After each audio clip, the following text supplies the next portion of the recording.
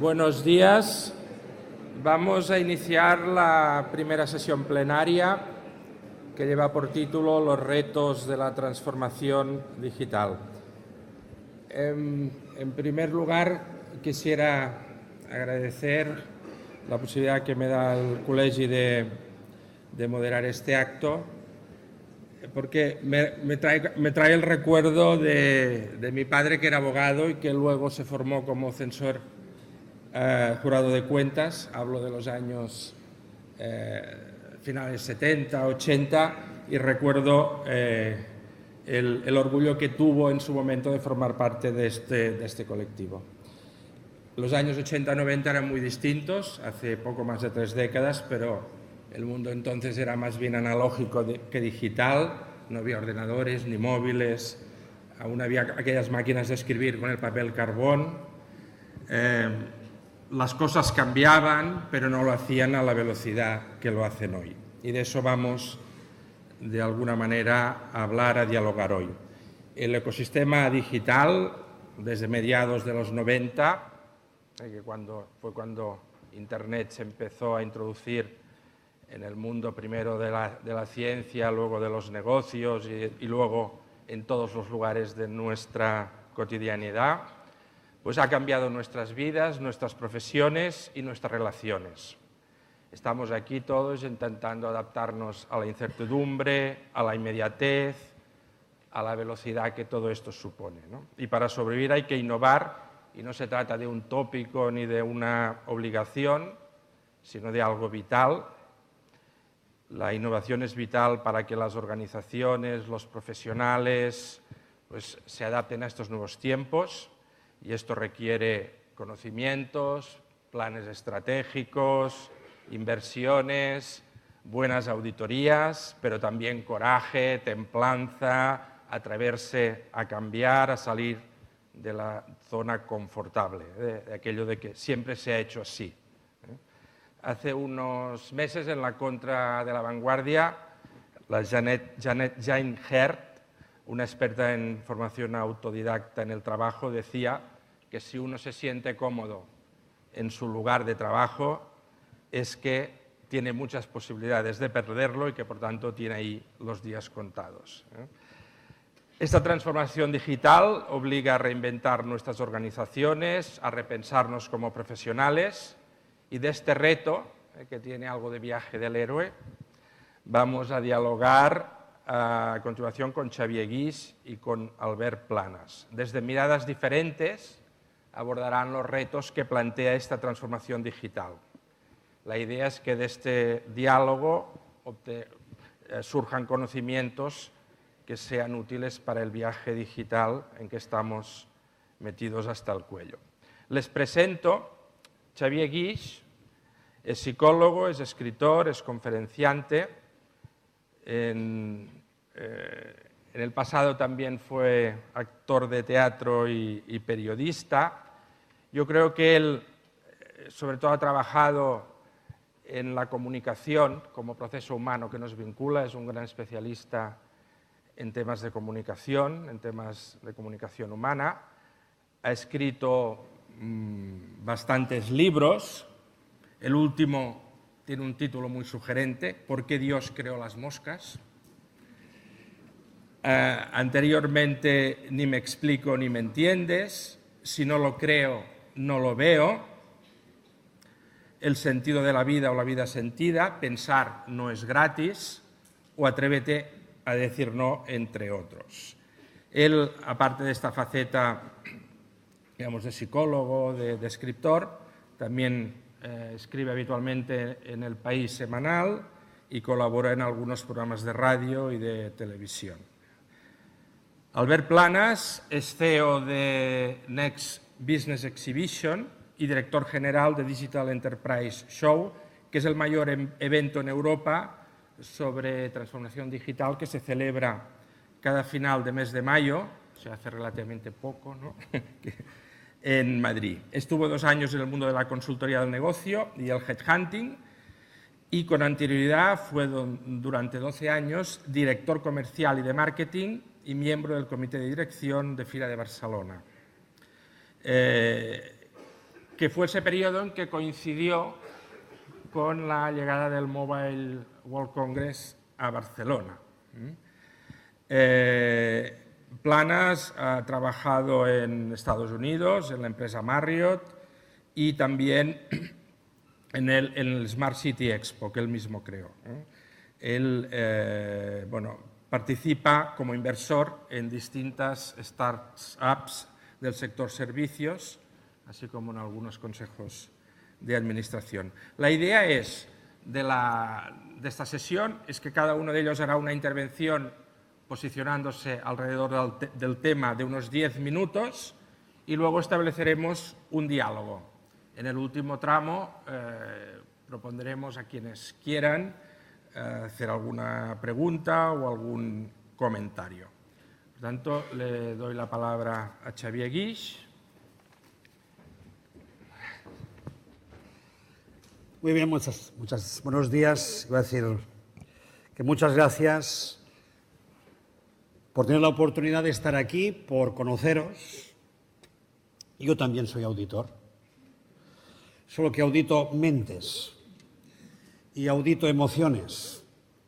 Y me encanta estar con todos vosotros para poder hablar precisamente de vuestro lema tan importante que hoy os acompaña. Por eso yo digo, yo también soy auditor, para pertenecer a vuestro grupo, aunque haciendo otras cosas. También soy, hoy, de algún modo aquí soy la metáfora. Digo esto de la metáfora porque que traigan primero a un psicólogo algo significa. Y cuando Reales ha dicho lo que ha dicho, que si estás bien en tu trabajo lo vas a perder, ustedes han hecho un murmullo diciendo, ahora viene el psicólogo, no se preocupen. Bueno, som auditors i luego viene innovem y afrontem els canvis. Vamos a innovar y vamos a afrontar los cambios. Lo peor para nuestra mente humana. O sea, estamos ante una paradoja, un paradigma. Y es que, fíjense ustedes, o vosotros, ya no sé cómo trataros, a mí me gusta mucho la familiaridad. Entonces os voy a hablar de vosotros, si puede ser, pero digo. En un encuentro que se hizo en Cosmocaixa, que vinieron mentes brillantes de todo el mundo para un poco establecer cuáles serían los paradigmas más o menos que se esperaban en los próximos 20, 30 años. Y esos expertos, entre los que había, en fin, filósofos, políticos, arquitectos, bueno, gente de todos los sectores. Resulta que el único que estuvieron de acuerdo todos es que la clave para entender los próximos años sería la incertidumbre. Si hay algo que va a ser común en los próximos tiempos es la incertidumbre. Bueno, no sé si hay que ser muy sabio para llegar a esa conclusión, pero en todo caso nos parece que no es nada nuevo, nos parece que ya nos estamos empezando a acostumbrar a vivir en la incertidumbre. Lo que nos están diciendo esta gente es que nos vayamos haciendo la idea de que ya no vamos a volver probablemente a ninguna gran certeza, que probablemente ya no va a venir nadie a decirnos, oiga, esto es así y va a ser así y acabará siendo así, sino que lo que hoy es así, al cabo de 24 horas es desmentido. Y si no, las redes se encargan de explosionarlo todo. Por lo tanto, es un hecho que la incertidumbre va a formar parte de nuestra vida. Y eso para la mente humana es terrible, porque la mente humana no soporta la ambigüedad. Les voy a plantear un pequeño reto, muy pequeño, y si quieren jugar conmigo, jueguen. Les voy a dar dos números de lotería. Uno es el 3274, lo tengo aquí en mi mano derecha. Y el otro es el 0022, lo tengo aquí en mi izquierda. ¿Cuántos, levanten la mano, por favor, cuántos me comprarían el de la izquierda, el 0022? Poquitos. Algunos, que siempre hay excepciones. Pero poquitos. Oigan, si tienen las mismas posibilidades de salir, exactamente las mismas. En cambio, no compramos el 0022. ¿Por qué? Nos crea ambigüedad. Nos genera una especie de rareza. Y ante la ambigüedad preferimos lo conocido. lo que nos parece posible, etcétera, etcétera, etcétera, etcétera. Con lo cual iremos a parar enseguida al tema que les estoy planteando. Para la mente humana, cuando le hablan de innovación, cuando le hablan de creatividad y cuando le hablan de afrontar el cambio y la incertidumbre, se vuelve loca. Entonces, ¿cómo lo vamos a hacer? Y ahí viene luego Davos, este año pasado. Mejor dicho, este año, no el año pasado, este año. Davos. Se encuentran también todos los líderes mundiales, todas las grandes empresas, todos los grandes influyentes de este mundo, y llegan a una serie de conclusiones que a partir de ahora y los próximos años necesitamos una mente que sea una mente ágil, muy flexible, adaptable, con una facilidad de adaptación al medio inmediata, creativa, capaz de trabajar horizontalmente y no tan jerárquicamente, capaz de mantener muchas relaciones, de moverse en muchos entornos. Este es el diseño humano que nos hacen todos los grandes profesionales de todo tipo. Y yo me sigo preguntando, ¿qué mente es así? Bueno, los tecnócratas, los que trabajan en el mundo de la tecnología, y ahora tendremos ya diferentes ejemplos que solamente nos van a ayudar a situarnos en esa mente, seguramente que a través del tipo de trabajo que nos van proponiendo y el tipo de esquemas de especialización de la mente, probablemente lo vamos a lograr. Pero vosotros pertenecéis a un mundo que precisamente no funciona así. Seguramente que los que estáis aquí sois la excepción. Pero en general, en vuestro oficio, sois conservadores. Vosotros no, los de aquí no. Pero los otros, auditores del mundo, generalmente tienden a ser conservadores. Entonces, esa actitud conservadora, esa actitud basada en la ciencia, en el número, en la exactitud, en la evidencia, hoy no es suficiente. Es otro reto para nuestra mente. ¿Por qué? Porque hoy nuestra mirada no puede ser solamente desde lo evidente, de lo que dice el número, sino hoy hay que poder mirar un poco más. Y hay que mirar el entorno, y hay que mirar el proceso, y hay que mirar el conjunto, y hay que mirar las relaciones que se establecen. ¡Wow! Eso ya no es mirar números. Eso casi es entrar en mi terreno, que es el terreno de la sociología, el terreno de la psicología y, como me ha encantado vuestro presidente, meter incluso la filosofía. Porque me ha encantado que un presidente de vuestro oficio hable de Kant, hable de Aristóteles, o sea que es una maravilla. Sobre todo en un momento que nos están retirando ya del mapa. Si la filosofía ya no sirve para nada, ya nos están retirando, ya nos van a echar a los perros, en fin, etcétera, etcétera. Yo me sigo preguntando, si no tenemos filosofía, ¿cómo vamos a tener una mente que aprenda a pensar bien? Si no somos capaces de manejar nuestra mente de una forma diferente, ¿cómo vamos a lograr adaptarnos a los cambios que vienen? Entonces, yo se lo planteo como reto, porque creo que ahí tenemos todos, no solo los auditores, todos tenemos un reto extraordinario. Y eso nos lleva a lo que luego ya tendremos ocasión a través de las preguntas que nos podáis hacer o del diálogo que podamos establecer. Yo intentaré ir contando, dejando algunas pistas, que tampoco yo tengo la varita mágica ni sé cómo vamos a resolver eso. Entre otras cosas porque la fórmula de uno no sirve para los demás. Entonces cada uno tendrá que buscarse la vida, tendrá que encontrar la manera de empezar a engañar a su mente. Y eso significa dedicar cada día un ratito a hacer cosas diferentes. No se trata tampoco ahora de decir, tengo que ir al psicólogo que me cambie la mente. No, se trata de que aquella mente que tengo, empezar a cuestionarla, filosóficamente hablando. Oye, ¿por qué no paso por otro lugar? ¿Por qué no me acostumbro en lugar de repetir? Porque ese es el problema de la mente humana. Estamos pidiéndole a la mente innovación, afrontar cambios, afrontar incertidumbre, ser ágil, adaptable. Bien, pero ella tiende por sí misma a mecanizar. Entonces, la mente por sí misma es una gran paradoja. Nos vienen los expertos y nos dicen, la mente tiene un nivel de plasticidad impresionante y además dura casi toda la vida. Y aunque pierdas por ahí algunas neuronas, empiezan a emerger otras. Y si una persona está activa y creativa, lúcida, y está al día un poco de todo, y se mueve, hace ejercicio, etcétera, etcétera, es decir, alimenta también a su mente, la plasticidad neuronal le lleva a que pueda cambiar toda la vida. Es cierto. Entonces, la misma ciencia nos trae multitud de ejemplos. Pero por otro lado también sabemos que el funcionamiento propio de la mente es, una vez he creado, una vez he conseguido aquello tan extraordinario que es obtener mi creación, tiende a repetir de forma exacta y precisa siempre el mismo proceso, que es lo que sabemos los psicólogos. Entonces, tenemos una persona delante y enseguida nos dedicamos a auditar precisamente sus conductas y sus hábitos mentales y emocionales, porque con todo ello vamos viendo una serie de pautas que esa persona ya ha organizado y que su mente, más inconscientemente probablemente, ya la tiene tan mecanizada que la repite como si fuera exactamente un reloj suizo.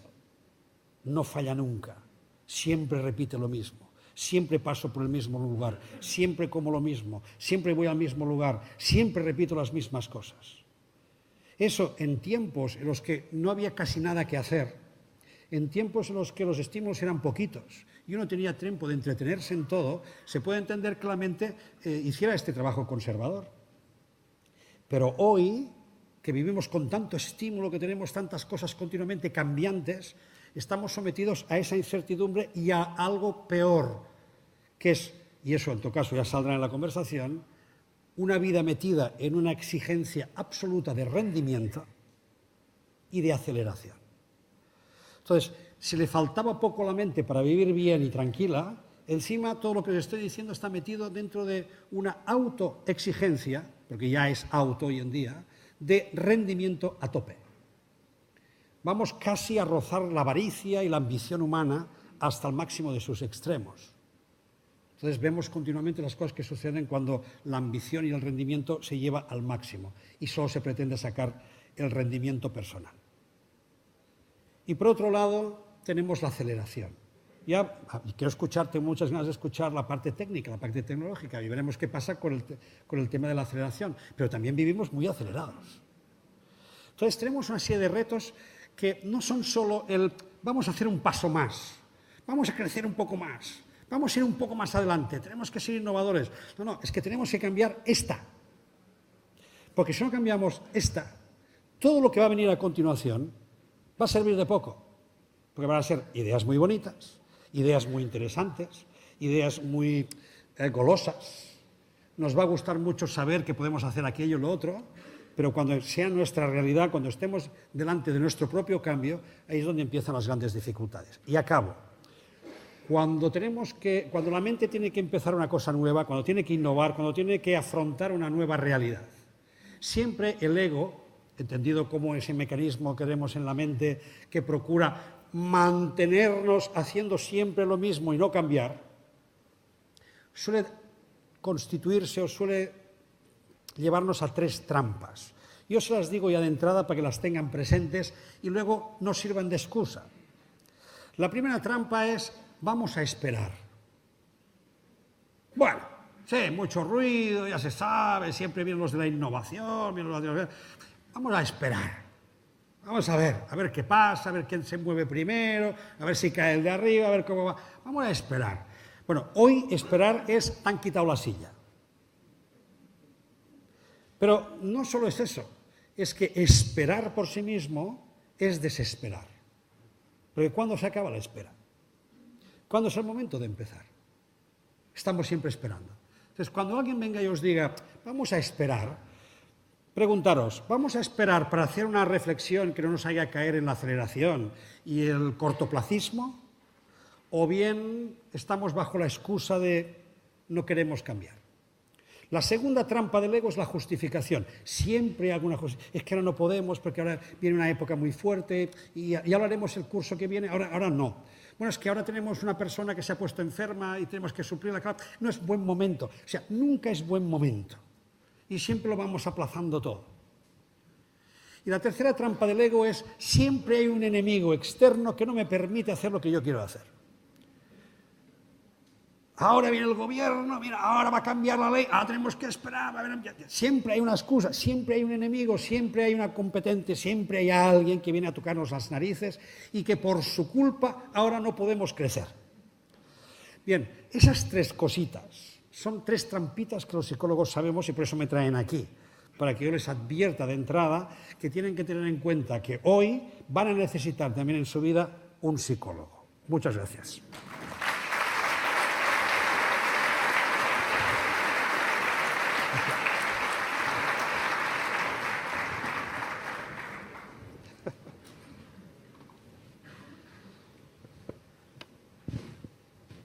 Bueno, muy buenos días a todo el mundo. Gracias al Col·legi por invitarme a participar en este fórum. La verdad es que es todo un reto para mí porque conozco muy poco su profesión y la verdad es que hemos tratado de aportarles un poco la visión desde nuestro punto de vista de qué es la transformación digital. Una transformación que, a nuestro entender, es un tsunami, va de velocidad, como decía ahora mismo Xavier. Es un momento de revolución, estamos en plena revolución tecnológica y seguramente esta transformación digital pues tampoco es nueva, ¿no? Parece que lo digital es la vida única, el no hablar con el de al lado. Bueno, hace muchos años esto parece que ya ocurría, ¿no? Ya no se hablaba con el de al lado, en lugar de un móvil lo que teníamos era un periódico en la mano, ¿no? La transformación digital, sobre todo en nuestra visión del mundo de la empresa, es la transformación de modelos de negocios, ¿no? Modelos de negocios que han sobrevivido algunos todo el siglo XX, pero en el siglo XXI estamos en un momento de cambio, en un momento donde la tecnología está aportando nuevas visiones, nuevas formas de entender al cliente, nuevos modelos de negocio que aportan a la economía pues, muchos atributos, eficiencia, como habla Capgemini, millones, trillones de negocio, como opina en Davos, el World Economic Forum. Gartner habla de que todavía las ventas en el mundo a nivel digital suponen solamente el 18% de esas ventas, pero estiman que en tan solo 4 años más alcanzaremos la cifra del 43% del negocio de las empresas será a través de lo digital, ¿no? Y algo que apuntaba antes el presidente del Col·legi, pero más cercano, ¿no? Forbes nos indica que desde el año 2000 hasta ahora, es decir, solo en 15 años, han desaparecido el 52% de las empresas que en el año 2000 estaban en la lista Fortune 500. Y esto es fruto, en gran medida, de esta revolución tecnológica que quien no se está adaptando al cambio, quien no asume con rapidez estos cambios y abraza esta tecnología, tiende o corre el riesgo de desaparecer, ¿no? En el año 2000 teníamos grandes industrias al frente de esta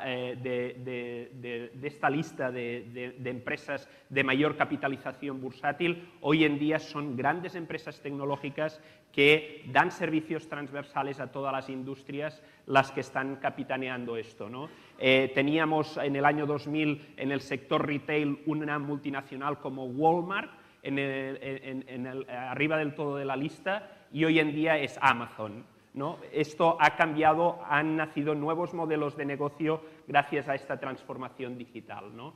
El MIT apunta de que esta transformación digital tiene que ver en 3 grandes áreas, ¿no? La primera es que las empresas focalicen todos sus recursos en la experiencia del cliente. El cliente es el amo, ¿no? El segundo es, ahora lo veremos también, en focalizar las empresas en nuevos modelos de fabricación, nuevos sistemas operativos, nuevos sistemas de información y el análisis de esos sistemas de información, los datos, que son muy importantes. Y finalmente esta transformación digital también tiene que ver con modelos de negocio, los modelos de negocio que la tecnología nos está aportando.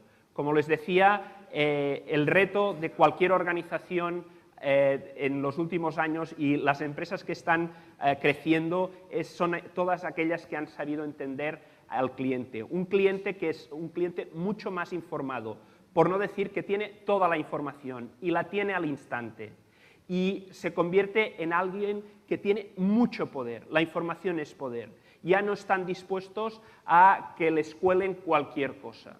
El consumidor ahora mismo es el rey y toda nuestra organización, desde el departamento legal al de marketing, desde el departamento de fabricación al de las finanzas, todos tienen que trabajar y orientar sus labores diarias alrededor de cómo generamos una mejor experiencia a nuestros clientes, porque los que la generan son los que se llevan al cliente.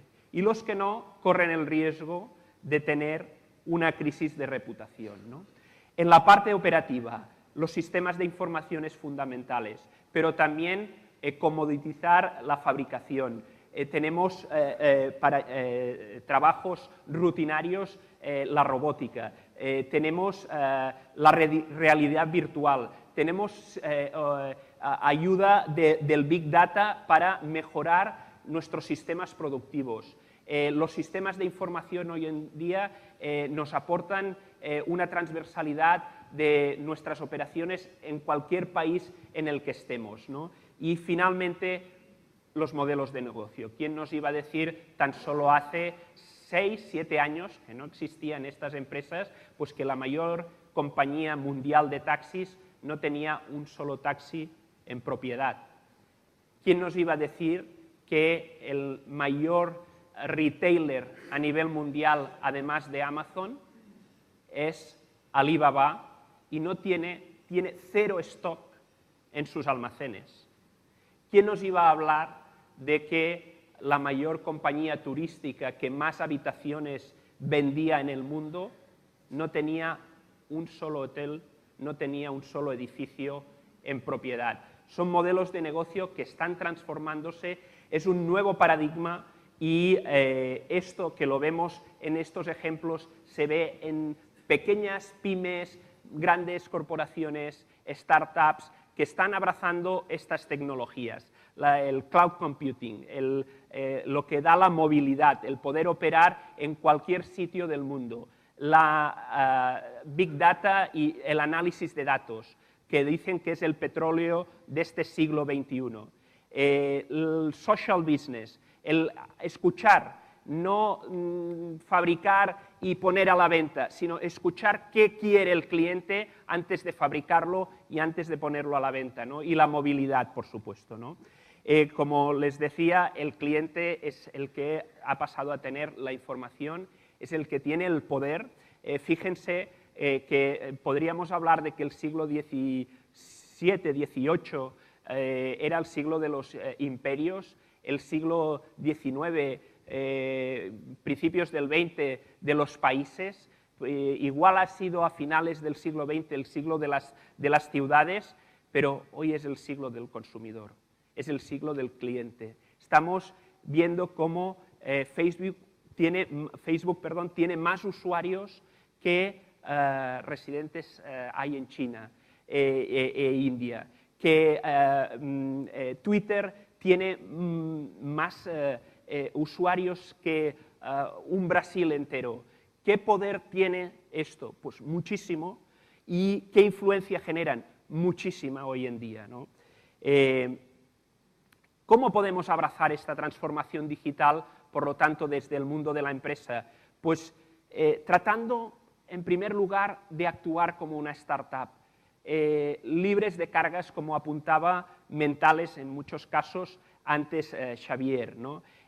Con una visión de innovación permanente, de querer equivocarse pronto para empezar algo nuevo enseguida después, ¿no? Con lo cual, acelerar la colaboración también. La colaboración, romper silos en las áreas y departamentos que tenemos, estructuras más planas, con ganas de que todo el mundo aporte a esta colaboración, ¿no? Sobre todo también que esta rapidez no merme la calidad. La calidad es muy importante, el análisis de lo que hacemos es muy importante y esto a lo que ustedes se dedican, ¿no? Focus en el consumidor, en el cliente. Esto es fundamental y finalmente empoderar, dar fuerza a nuestros empleados. Son nuestros embajadores. Tenemos instrumentos para ayudarles a que nuestras firmas sean más reconocidas, haya un sentimiento de pertenencia a ellas que no estamos en muchos casos aprovechando. Miren, cuando nació el teléfono tardó 75 años en alcanzar 50 millones de usuarios. 38 años tardó la radio en alcanzar también esos 50 millones de usuarios. Internet en sí mismo tardó 4 años en alcanzar 50 millones de usuarios. Hoy en día hay empresas, hay startups que tardan semanas, que tardan unos pocos meses en alcanzar estos 50 millones de usuarios. El mundo ha cambiado, la rapidez, la escalabilidad de los negocios ha cambiado, ¿no? Y como ven a su derecha, pues tan solo hace 10, 12 años, muchas de estas multinacionales que hoy ocupan las listas del Fortune 500, del Nasdaq, de la Bolsa de Londres, no existían y tienen una capitalización bursátil enorme, de más de 1.000 millones de dólares, ¿no? Esta rapidez, quien no la crea, que mire este gráfico en un sector como es el ámbito del turismo. En la proporción que han crecido las ventas online de reservas de habitaciones, han descendido el número de agencias de viajes que operan en un país como Estados Unidos, ¿no? Y el mundo está cambiando a una rapidez, a una velocidad enorme, como ha cambiado nuestro puesto de trabajo, ¿no? Un puesto de trabajo donde pues teníamos antes nuestros mapas, nuestra agenda, nuestro libro de contabilidad, ¿verdad? Nosotros teníamos el fax, y hoy todo esto se sintetiza en unas aplicaciones que tenemos tan solo y únicamente en el móvil y que podemos trabajar desde cualquier lugar del mundo con ello, ¿no? Además, estos datos y esta información conectada, donde Cisco anuncia más de 500.000 objetos conectados a finales de esta década, en 2020, nos aporta un nuevo paradigma también de modelos de negocio. Datos, conexiones que nos podrán dar nueva información para construir servicios, modelos de negocio de nuestras empresas, aunque, como también ven, estamos únicamente empezando, ¿no? Una industria como la de la automoción, donde apuntaban que hasta hace tan solo un par de años se habían dedicado a conectar el vehículo en sí mismo para tener información de que aparquemos, de que nos toque un pitido, de que los frenos, de que si los airbags, etcétera, etcétera. Ahora lo que están haciendo es conectar el conductor, no el vehículo, el conductor, el usuario, porque de este usuario pueden tener muchos datos, pueden conseguir hábitos de consumo, pueden tener la industria de la automoción ahora mismo muchísima más información que únicamente la de vender un vehículo. No me he atrevido a profundizar mucho en su mundo, en el mundo de la auditoría, pero creo y me gustaría dejar un par de reflexiones, ¿no? En un mundo conectado donde la información está en la nube, ¿no? Yo también me acuerdo cuando en empresas en las que he estado pues venían los auditores, teníamos una sala reservada durante un mes para ellos, pues probablemente hoy en día esta información se alcance desde cualquier lugar, ¿no? La frecuencia, a la velocidad que vamos, podemos pensar en solo hacer una auditoría al año con los cambios que están ocurriendo. Pues es una reflexión que dejo, ¿no? También el de la deslocalización. Y además me hago una pregunta, ¿no? ¿Por qué tenemos que auditar solo financiera o legalmente a las empresas si nos están diciendo, por ejemplo, que los datos son fundamentales? Que son los datos, en la mayoría de empresas todavía no están en los balances y dicen que son la información para escalar. ¿Por qué no auditamos el engagement que tenemos de los clientes? ¿Qué opinan los clientes de esa empresa? ¿Por qué no auditamos la escalabilidad, por ejemplo? Voy acabando. Un minuto de esta transformación digital hoy en día deja pues, más de 1.000 carreras contratadas en un minuto de Uber, más de 20 millones de WhatsApps enviados en el mundo durante un minuto, más de 2,5 millones de búsquedas en Google, etcétera, etcétera. Un minuto, esta transformación digital da para mucho, pero si estuviéramos empezando, diríamos, en la digitalización, en una película sería simplemente los créditos iniciales. Muchas gracias.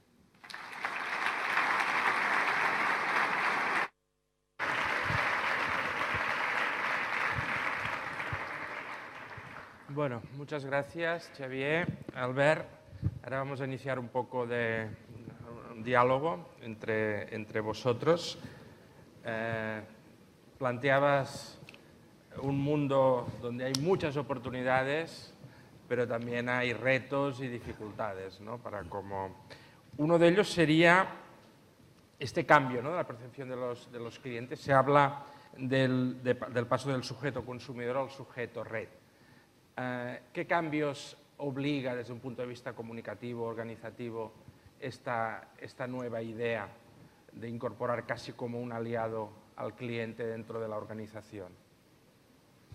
Bueno, en nuestra opinión pensamos que este nivel de información, ¿no?, que tiene hoy en día el consumidor, el usuario, el que nos compra cualquier producto o servicio, el poder comparar lo que ofrecemos nosotros con otros en un instante, pues hace que las organizaciones tengamos que ser muy transparentes, antes que nada, porque si no, conocerán que no lo somos, verán alternativas mejores a las nuestras. Y en segundo lugar, creemos que el consumidor, hay que preguntarle, ¿no? Hay que preguntarle cómo quiere las cosas, ¿no? Hay que hacerle partícipe de procesos de fabricación, no a través de una encuesta ni todo esto, ¿no?, sino es que hoy en día tenemos un hilo directo con ellos, ¿no? Podemos hablar online, podemos poner un hashtag como el SomAuditos hoy aquí y saber qué opinan todos ustedes de las conferencias, etcétera, etcétera, ¿no? Esto es fundamental, esto es un tesoro, ¿no?, que solo el que sabe aprovecharlo, pues triunfará, en nuestra opinión. Aprovecharlo y luego gestionarlo, ¿no? Porque esto implica también comunicar de otra manera, organizarse de otra manera, sí, Xavier. Es que, seguramente la idea del experto está cambiando, ¿no? O sea, aquel concepto que teníamos de la persona que es un experto. Y esto no se pierde, no es que se pierda el sentido del experto, porque obviamente pues, cada uno pues, se habrá especializado en algunos aspectos y efectivamente ahí contamos con la expertería. Pero es la idea de que no hay uno que sabe más, sino uno que es especialista en eso, pero es que el de al lado, incluso tu propio cliente, en algún aspecto puede ser más experto que tú. Es decir, entonces es el manejo de la información. Entonces, me ha encantado el comentario de Albert, aunque yo no estoy de acuerdo en cómo se plantea la idea de que la información es poder. Si fuera así, tenemos toda la información en un clic. Cualquier persona que acceda a cualquier tipo de información es poderosa, y no es así. Es decir, la idea de la información es poder es quién la relaciona y cómo la relaciona. Esa es la clave. Entonces, por eso cuando decíamos tenemos que cambiar la mente, es porque la mente no puede continuar trabajando desde soy experto y hago siempre esto así porque se ha hecho siempre así. Sino, no. Si lo que tenemos que aumentar es precisamente la metáfora de la tecnología, que es aprender a relacionar. Entonces, la clave no es la información, sino la clave es cómo se relaciona esa información. Por eso, la persona que tiene poder, si lo podemos decir de esta manera, es aquel que es capaz de reunir la máxima información, pero sobre todo sabe cómo conectarla. Y ahí no es solo cómo la conecto yo, sino cómo conecto entonces a los demás a través de esa propia información para generar más información. Con lo cual estamos diciendo una cosa interesante, que también es cómo funciona la mente, que es vamos a establecer las relaciones que existen entre nosotros a nivel de información para darnos cuenta de la pauta que existe entre nosotros, porque sin darnos cuenta se van estableciendo pautas. Y esas pautas, es lo que yo antes decía, esas pautas se acaban mecanizando y el riesgo es la mecanización. Cuando estamos diciendo justamente que donde no nos podemos entretener es en mecanizar. Mira, ya tenemos la pauta, ja ho hem trobat, ja està, pa'lante. No, si eso dura 4 días. Un compañero nuestro, Frank Ponti, que es un conocido, trabaja en EADA, es profesor de EADA, pero sobre todo ha manejado y maneja muy bien el tema de la creatividad. Escribió un libro con otro colega que se titulaba Si las cosas funcionan, cámbialas. Normalmente se cambia cuando no funciona. Claro, siempre decimos, si algo no funciona, cámbialo. No, no, si algo funciona, cámbialo. ¿Por qué? Porque te va a durar 4 días. Es decir, entonces, ¿qué tenemos que tener? No es ya hemos encontrado la pauta y ahora vamos a organizar. No, hemos encontrado una pauta, vamos a buscar más. ¿Y cómo se entrena la mente para orientarla para ahí? Hay que entrenarla, y esa es la base. Entonces, yo ya sé que, por eso decía, no hay una solución para todo el mundo, pero sí una idea para todo el mundo, entrenar la mente, entrenarla para que precisamente entre en estos procesos y entre en el proceso de abrirse a la opinión del otro, a establecer conexiones con el otro, porque sé que de esas conexiones van a salir cosas nuevas. Y si la mente de todos, estamos en un estado de open mind, de mente abierta, y estamos manejando información juntos, esa información va a crecer, de ahí va a salir cosas nuevas. Entonces, esa capacidad de estar innovando continuamente es porque hemos conseguido establecer una pauta que innova continuamente. Y esa es la clave. No encontrar un producto que sea el producto estrella, no, ese no nos va a durar una temporada. Sino, tenemos que encontrar la pauta que nos sirva para estar innovando continuamente. Y eso es un esfuerzo de entrada, pero es un esfuerzo colectivo, que eso es lo bonito. No es la idea de un experto, no es la idea de un consultor, no es la idea que viene uno y nos cambia aquí el funcionamiento, sino precisamente es la implicación de todos. Si no hay implicación de todo el mundo, y eso es uno de los grandes cambios, y ahí es donde entra la comunicación. Y la confianza. Porque claro, para que haya implicación y confianza, tiene que haber una buena comunicación. Y Albert, el ecosistema digital facilita esta confianza dentro de las organizaciones. Las relaciones cambian, hay menos face to face, ¿no? No sé si en estas empresas que están arriba de todo, hay en la forma de funcionar, de relacionarse los trabajadores, ¿hay qué características explican el éxito? Bueno, yo creo que, enlazando con lo que apuntaba Xavier, es que en las organizaciones, en las empresas, se ha roto un poco y se tiene que romper todavía más el miedo, ¿no? El miedo a innovar, ¿no? El que la innovación forme parte de la cultura de una organización, ¿no?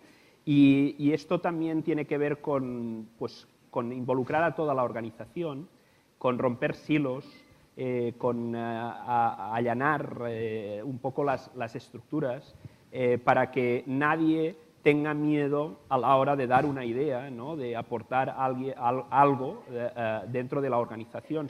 Precisamente hablamos de aparecernos en las startups porque las startups miedo a innovar no tienen, porque no tienen nada que perder, ¿no? Las empresas que llevan años, que tienen una posición en una industria, muchas veces el miedo forma parte de la cultura de perder esa posición. Pero lo que no saben es que si no se mueven, si no cambian, si no innovan, probablemente les ocurra lo que ha ocurrido con todas esas empresas que hablábamos del Forbes 500, ¿no? del Fortune 500, donde muchas han desaparecido, ¿no? Modelos de negocio como antaño, ¿no? Cuando los domingos recibíamos La Vanguardia en casa, ¿no? Y había un tocho así de clasificados, ¿no? Esto hace muy poco todavía era así, ha desaparecido, ¿no? Han desaparecido empresas que hacían fotografías que revelaban como Kodak, ¿no? Porque había una innovación dentro de su empresa, pero no pensaron que no era importante. O sea, no entendieron que ahí había un cambio disruptivo. Efectivamente. O ¿no? Nokia, que fueron los primeros móviles, fueron Nokia y ahora son una empresa que es se han dedicado residual. a otras cosas porque el móvil no entendieron hacia dónde evolucionaba, ¿no? Y podemos hablar de posiciones dominantes como BlackBerry en este sector que también han tenido pues un relevo, ¿no? La innovación es fundamental, aportar cosas nuevas, pero sobre todo entender al usuario, ¿no? ¿Qué quiere el usuario? La facilidad, ¿no? La palabra está tan de moda, smart, ¿no? Pues sí, que todo en un minuto, en nada, pues se puede hacer, ¿no? Pues es algo que es importante, ¿no? Y que los consumidores valoran muchísimo, ¿no? Sí, yo quería aportar en el sentido este del miedo, ¿no? Nuestra cultura, desgraciadamente, es una cultura donde uno de los grandes miedos sociales es el error. En este país llevamos muy mal la equivocación, la castigamos mucho, no nos perdonan un error.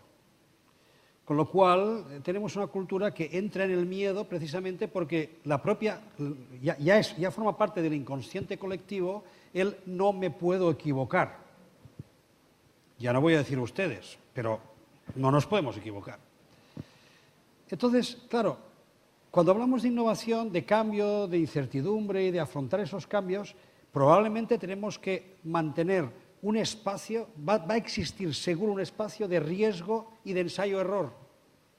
Por lo tanto, proclive a asumir equivocaciones. Y justamente estamos diciendo que lo que en otras culturas, las americanas por ejemplo, cuando una persona presenta un currículum inmaculado, pues no lo cogen. Oiga, si vengo de España, tengo un currículum inmaculado, he sacado 10 en todo, o sea, es perfecto. Ya, pero es que usted no se ha equivocado nunca. Entonces no sabemos cómo usted va a poder resolver o va a actuar o con qué actitud va a tirar hacia adelante cuando se encuentre con un problema, porque a usted todo le ha ido bien. Entonces, cuando usted nos demuestre que cuando no le ha ido bien, usted ha sacado las castañas del fuego y ha montado otra empresa y ha tirado adelante, a usted le contratamos. Seguramente esta cultura sea muy dominante y por ello, aquí en Europa incluso, ¿no? Y por ello estamos viendo que todas esas empresas que les presentaba antes, esas 12 empresas que hoy en día no sabríamos vivir sin ellas, ¿no? Muchos de nosotros, ninguna de ellas ha sido creada en Europa, todas son o chinas o indias o americanas, ¿no? Y seguramente esta cultura de la innovación, esta cultura, la aversión al riesgo, ¿no? Seguramente tiene mucho que ver en algo que tenéis que analizar los sociólogos más que nosotros, de una cultura muy arraigada, ¿no? Del miedo a fracasar, de todo esto que tenemos aquí en España y Europa, ¿no? No nos engañemos, y ahora no quiero hacer tampoco robar el espacio ni a los sociólogos y mucho menos creer que lo que voy a decir tiene algún sentido. Pero venimos de una cultura, fijaros, una cultura que pasó 40 años de dictadura y que lo que vino después fue un paso democrático, pero muy tutelado desde la política. Por lo tanto, los ayuntamientos, los estados, se hicieron como proclives a ser como papá y mamá. Es decir, todo pasa por el Estado lo sigue haciendo todo. Por lo tanto, hemos sido una cultura donde hemos tenido muy poca iniciativa. En este país, cuando se hacen encuestas, aún hoy, la mayoría de jóvenes dicen que quieren ser funcionarios. Bien, no es que esté mal, no lo voy a criticar, ya lo entiendo. Pero claro, si todos quieren ser funcionarios, ¿a quién va a trabajar? ¿Quién va a generar riqueza para pagar? Esta es la broma. Esta es la broma. Bien.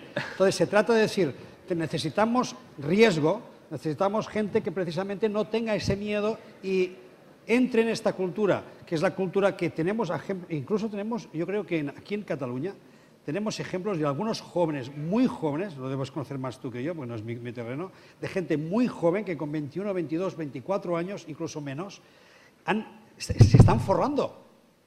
Es decir, que cuando también vamos asumiendo que todo está muy mal, que el mercado es muy difícil, que hay mucho paro, que el paro juvenil, oiga, pero es que hay jóvenes que están haciendo cosas extraordinarias y ganando mucho dinero. Entonces, es una cuestión de cambio de actitud. Si siempre haces lo mismo, siempre obtendrás el mismo resultado. Es obvio. Por lo tanto, si queremos un resultado diferente, tenemos que hacer las cosas de forma diferente. Pero para tener un resultado diferente se necesita un cierto tiempo para pensar, para reflexionar. Sí. La inmediatez, la velocidad, la urgencia, ¿esto da margen Sí, a la reflexión, a tener tiempo en nuestras vidas. Yo me he apuntado a este tema porque él ya defenderá su parte. El tema de la aceleración a mí me da mucho pánico. Y voy a decir un par de cosas que me he apuntado, ¿no? El riesgo de la aceleración es el cortoplacismo. Ahora por la prisa, ahora porque vemos las orejas del lobo, ahora porque nos empiezan a asustar un poco, vamos a correr. Entonces, por correr nos la pegamos. Entonces, no hemos pensado bien. Entonces, yo creo que lo que hay que decir, al menos a mí me gusta decirlo así, es, hay un tiempo para decidir. Según qué, más tiempo. Según qué, no hay que perder mucho tiempo. Entonces, primera noticia, no todo requiere el mismo tiempo de pensamiento. Hay cosas que se pueden decir más rápidas y cosas que precisan de una elaboración. Planes. Bueno, hoy en día ya nadie hace planes a 20 años. Las empresas ya no lo hacen. Antes lo hacían, ya no. Pero bueno, un cambio cultural, un cambio de posicionamiento, una innovación profunda requieren de un acierto de pensarlo bien. Ahora, pensarlo bien no significa pensarlo mucho tiempo. Entonces, primero, discernir entre qué es lo que vamos a pensar, por lo tanto, qué tiempo va a requerir. Segunda cosa, nos equivocamos también mucho, y es un problema de la mente humana, y eso los neurocientíficos también lo han estudiado, lo tienen bastante claro, y es que no por tomar bien una decisión, el resultado va a ser positivo. Es decir, que vinculamos demasiado, y es un fallo, que por pensar mucho una cosa va a salir mejor. Les podría poner muchos ejemplos, pero no les quiero aburrir con temas de detalle. Repito, no por pensarlo mucho significa igual a va a salir bien. ¿Por qué? Por una sencilla razón. Nunca podemos someter todas las variables que pueden existir en una situación, nunca las vamos a considerar todas. Es imposible. ¿Por qué? Porque existen tantas variables que podemos controlar aquellas que más o menos podemos controlar, y ustedes lo saben. Pero siempre hay alguna que no podemos controlar. Y esa que no controlamos es la que nos fastidia. Por lo tanto, la toma de decisiones puede estar muy bien hecha. Podemos haber hecho una gran reflexión. Podemos estar orgullosos de haber llegado a una buena conclusión, porque ha estado bien pensada, pero nos ha salido mal. Entonces, ¿por qué? Porque por el camino ha habido alguna variable que no habíamos tenido en cuenta o que sencillamente hay un hecho humano que se llama la contingencia. Y la contingencia existe en la vida de las personas y cuando aparece la contingencia, por mucho que lo hayas pensado bien, no funciona. Por lo tanto, hay que dedicar el tiempo, primero, según a qué y sobre todo, una vez decidido, que no hay que pensarlo demasiado, una vez decidido, ahí sí que hay que ser acelerado. Sí. Donde nos entretenemos es en, bueno, ya lo hemos pensado, pero lo que decía antes, ¿no? Vamos a esperar un poco. No. Una vez lo hemos decidido, entonces ahí hay que ser muy pragmático. Sí, yo añadiría aquí que bueno, tenemos que pensar en esta transformación digital de las empresas, de los negocios, en esta transformación digital que cambia nuestro puesto de trabajo. Si queremos retener talento, tenemos que hacer también cambios rápidos en nuestras organizaciones, ¿no? Porque en casa muchos de nuestros empleados disponen de más tecnología de la que les ofrecemos a veces en los puestos de trabajo, ¿no? Más movilidad, más datos, etcétera, etcétera, ¿no? Con lo cual, yo diría que sí que hay que correr en muchas cosas. Y lo de la transformación de los modelos de negocio, esto es como, no sé en qué siglo fue, XVI o XVII, en la conquista del oeste, ¿no? Del Dorado, ¿no? En Estados Unidos, ¿no? Pues el que no corra y adapte rápidamente su negocio a una nueva realidad, lo hará otra empresa o lo hará una startup que se comerá una cuota de sus clientes, de su mercado, porque ha pensado, pero no ha pensado rápido, ¿no? Están viendo ustedes grandes monstruos en nuestra economía, como es la industria bancaria, ¿no? De la que seguro que todos ustedes pues, tienen una relación muy próxima, como han desaparecido, ¿no? Un montón de entidades, fruto de muchas cosas, seguro, ¿no? Pero es que las grandes entidades que todavía sobreviven hoy están altamente preocupadas, ¿no?, por toda una industria que le llaman la fintech, ¿no? Startups que están ofreciendo soluciones, servicios distintos de otra manera, y los que no corren de los grandes lo que hacen es comprar a estos pequeños, ¿no? Pues bueno, también correr es comprar, ¿no?, esta tecnología, pero hay que moverse rápido, si no otro se lleva a tu cliente. Comentabas un aspecto que yo tenía, el tema del conflicto o la diferente visión entre generaciones, que luego entraremos, pero hay distintas cuestiones planteadas desde la audiencia. Una para ti, Albert. ¿Puede explicar más a fondo los retos y transformaciones en el sector de la auditoría? Uy. ¿Cómo lo ve usted como cliente? Pues mire, Esto yo sería... ahora puedo decir que estoy en el primer año de mi empresa, de mi startup, y me tocará auditarla ahora en septiembre, o sea que nada, ya pero como cliente pasado, si acaso, lo he apuntado antes y de verdad que soy un poco neófilo en esto, y yo soy más de marketing y ventas, no de finanzas y auditoría, pero creo que hay retos en el mundo de la auditoría que apuntaba antes. Yo no sé si hay modelos ya digitales, ¿no? No lo conozco, no he entrado en profundidad en saber si en su sector pues ya están ofreciendo en otros sitios. Lo que les puedo poner un ejemplo es de lo que está ocurriendo aquí en Barcelona, donde unos radiólogos hace unos 6 años se encontraron en un congreso a finales de septiembre y, oye, tú, qué bien se vive aquí, qué buena temperatura, qué bonita y bien se come en Barcelona, y de distintos puntos de la geografía mundial se instalaron aquí. Tienen y trabajan de radiólogos, pero no trabajan dentro de un hospital.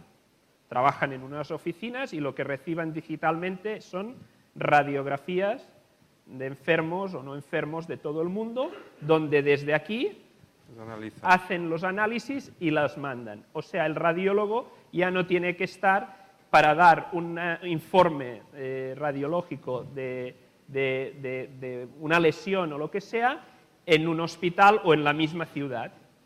Y esto es un cambio de paradigma, ¿no? Entonces, pues, es un nuevo modelo de negocio. Un nuevo modelo de negocio que en Japón o en Asia, cuando se hace la noche, aquí están analizando y el día siguiente a las 9 de la mañana tienen el informe, con lo cual la rapidez. Pues no sé si en el mundo de la auditoría esto es planteable, ¿no? Es evidente que hay una cosa, ¿no?, que también tienen que reflexionar en su sector, que es el tema de la evidencia, ¿no?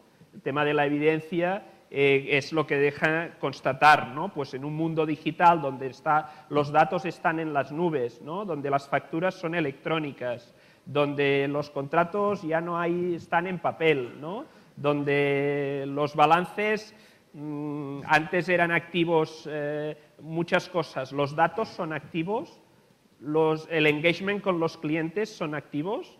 Déjenme que les ponga un ejemplo. Tenemos, gracias a Dios, también estamos rompiendo este miedo, ¿no?, y hay una cultura cada vez más emprendedora en nuestro país. Supongo que muchos de ustedes conocen Wallapop. ¿Podrían levantar la mano quien conoce Wallapop? Bueno, pues yo diría que casi la mitad del auditorio, ¿no? Wallapop es una startup catalana que en 2-3 meses consiguió casi 20 millones de usuarios, saltó a Estados Unidos a los 6 meses. En Estados Unidos se convirtió en la aplicación más bajada al cabo de 2 semanas en el ranking de las top 10 aplicaciones que más se descargaban la gente. Para los que no lo conozcan, es un e-commerce, es un marketplace virtual donde añaden aquí de segunda mano, de venta de segunda mano, donde añaden la geolocalización. Es decir, yo tengo un amigo que se ha comprado un piano y lo tenía al día siguiente porque era un vecino el que había puesto en venta ese piano. Bien, pues este Wallapop ingresan 0. No tienen un solo ingreso. Y acaban de vender la compañía en Estados Unidos por 500 millones de dólares.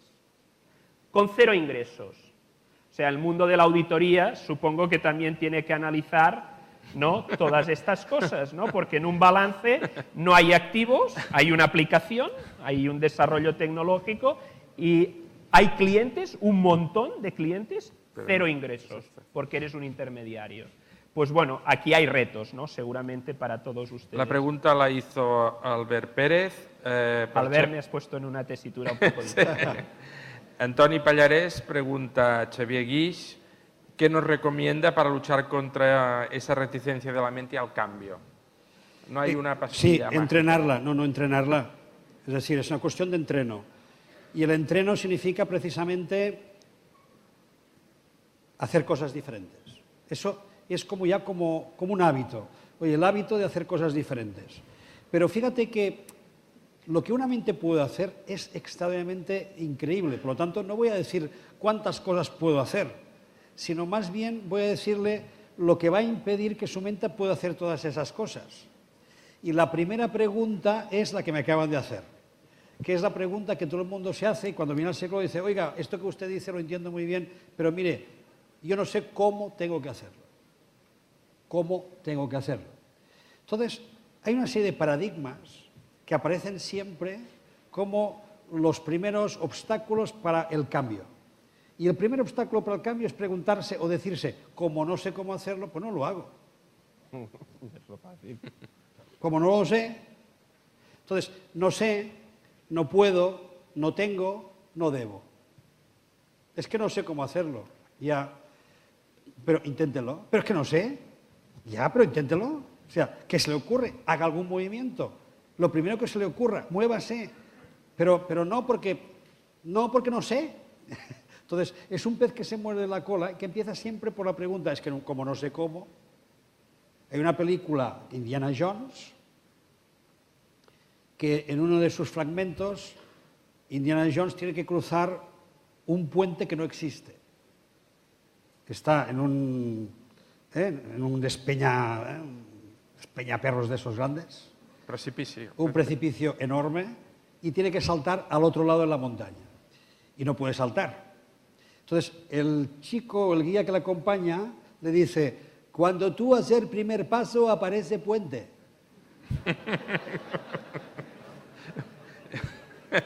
Bien, pues eso que nos hace gracia es lo que sucede. Entonces viene el psicólogo y dice, haz un paso, tú miras abajo y dices, no, yo no hago el paso. ¿Por qué? Bueno, y si me caigo, y si, pero no sé cómo, pero no sé, pero es que no tengo. No, haz el primer paso y aparece puente. Actuar. Claro, que es actúa. Si sabes hacia dónde, hacia ahí. Y si no sabes hacia dónde, cualquier camino es bueno. Pero muévete. Eso salía en Alicia, en el País de las Maravillas. Alicia, ¿cómo salgo de la ciudad? ¿A dónde vas? Dice, no lo sé. Pues entonces, cualquier camino es bueno. Pero muévete.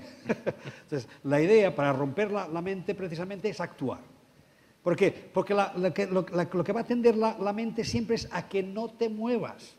Entonces, la manera de romper el esquema de la mente para no moverse es quitarse los cómo, los no sé, los no puedo, etcétera, etcétera. Por lo tanto, más que una respuesta concreta, haga esto, haga lo otro, es no caiga en esa trampa de la mente. Vale, nos quedan 5 minutos. Hay un par de preguntas que van en la misma línea para Albert. José Luis Galipienso, si lo digo bien, y Jesús Benaiges. ¿No corremos el riesgo de agotar al consumidor con tanta demanda de información? Dicho de otra manera, ¿la velocidad en alcanzar un número elevado de usuarios es proporcional a la velocidad con la que te olvidan? ¿Es una carrera sin final? ¿Cómo se alcanza ahí el equilibrio? Bueno, pues seguramente es una pregunta para que respondiera alguien que supiera más que yo de todo esto, ¿no? Pero es verdad, el usuario es más infiel que antes a las empresas, a las marcas, porque tiene más información, quiere probar, pero el que tenga más información la información es infinita, pero él escoge cuando quiere informarse. Y lo que valora muchísimo es lo que dicen los americanos, el engagement, ¿no?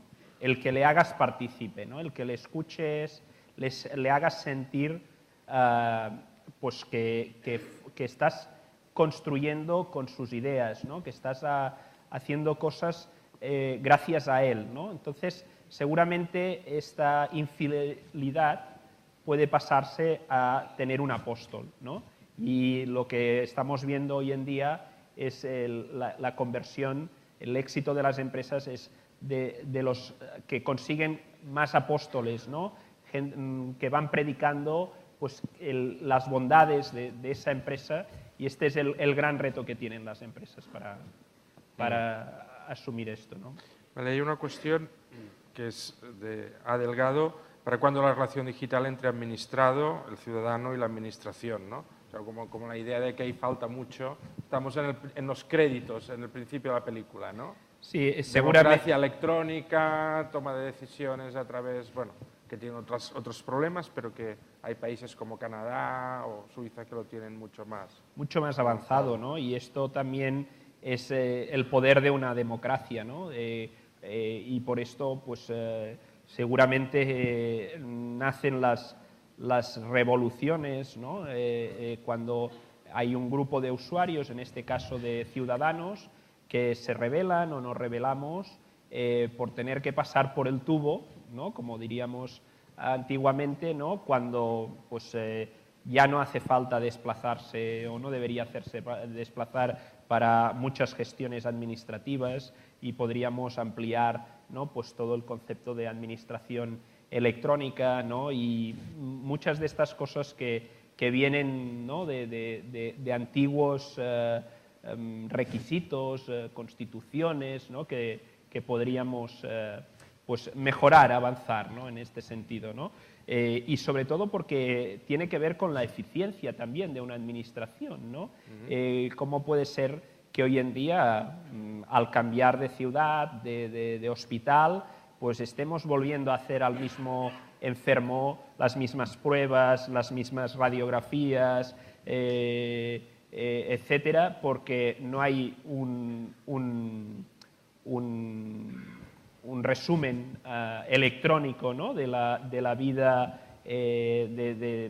del paciente, que pues, aunque cambies de ciudad, de comunidad, de lo que sea, pues ya tengan tus datos, ¿no? Con toda la privacidad. Aquí hay una cosa que creo que tiene mucho que ver con todos ustedes, ¿no? y que no hemos resaltado en esto de la transformación digital, y es el tema de la seguridad, de la ciberseguridad, ¿no?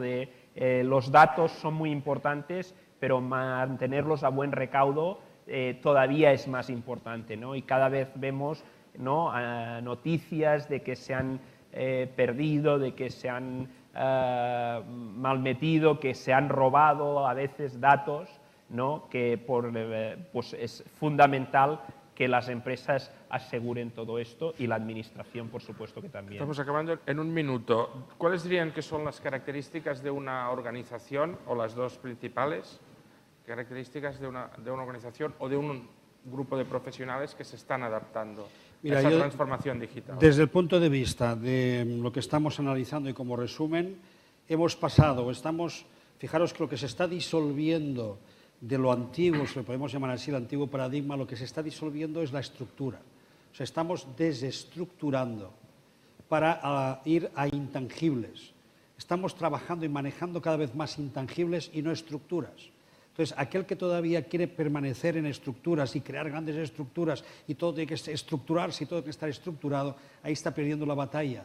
Porque precisamente la nueva mente lo que nos trae es trabajar con intangibles. ¿Y qué son los intangibles? Precisamente las actitudes, los comportamientos, las conductas humanas, la capacidad de relacionarnos, la comunicación, la capacidad de generar juntos.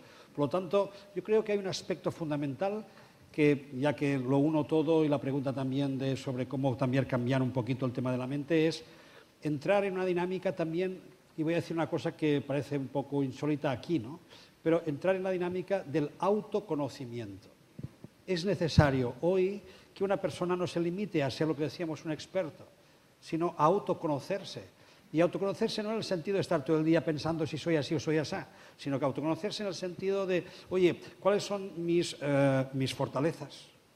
¿Qué es lo que yo hago bien? ¿Qué es lo que yo puedo ampliar? ¿Qué recursos me faltarían para poder abrirme más? Y esos recursos hoy están en la nube, pero no en la nube solo digital, sino están en la nube humana, porque entre todos estamos creando una nueva conciencia. Por lo tanto, aprovechar este congreso este fórum para también, creo que os van a proporcionar una serie de talleres donde obtener precisamente nuevos recursos y más recursos, no solo como expertos, sino actitudinalmente. Incluso me ha parecido que había un espacio mindfulness, ¿no? Entonces, mindfulness para precisamente trabajar aspectos de autoconocimiento y de atención plena de la mente para poderla poner al servicio de la propia creatividad. Yo, para terminar, añadiría que las características de este profesional que preguntabas, ¿no? Que quiere abordar la transformación digital, en primer lugar serían las de querer salir de una zona conocida o de confort, ¿no? Pero sobre todo, yo lo que me plantearía sobre todo es el de poder seguir siendo útil y aportando cosas a la empresa. Cualquier revolución de las anteriores y en la que estamos ahora, esta revolución tecnológica, digital, hace que desaparezcan muchos puestos de trabajo y también que nazcan muchos otros de nuevos, ¿no? Entonces, el quien piense que, como antes, ¿no? Que íbamos a estar 25 años, ¿no? Haciendo de no sé qué en una empresa, pues corre el riesgo de que su posición desaparezca, ¿no? Hay que innovar, hay que aportar cosas nuevas, ¿no? y salir de esta zona de confort, diríamos. Nadie está pensando en robots que hagan auditorías. Todavía no, todavía no. Muy bien, Xavier Guix, Albert Planas, muchas gracias y a todos ustedes por su atención. Ahora hay café, un coffee break allí.